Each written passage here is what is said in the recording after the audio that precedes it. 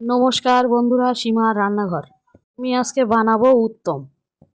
ময়দা নিলাম, খাবার সোডা দিলাম, লবণ দিলাম, ময়দাটা মিশিয়ে নিলাম, রিফাইন তেল দিলাম, তেল দিয়ে মাখিয়ে নিলাম, জল দিলাম, ভালো করে মেখে নিলাম।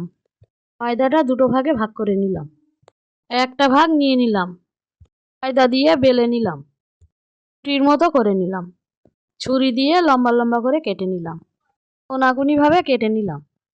সবগুলো উত্তমের মতো করে কেটে নিলাম। কড়া বসালাম, রিফাইন তেল দিলাম, গরম তেলে উত্তমগুলো দিয়ে দিলাম, উত্তমগুলো ভেজে তুলে নিলাম।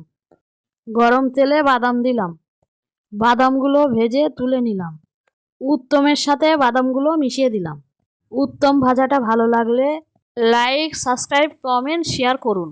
ফ্যান্টাস্টিক।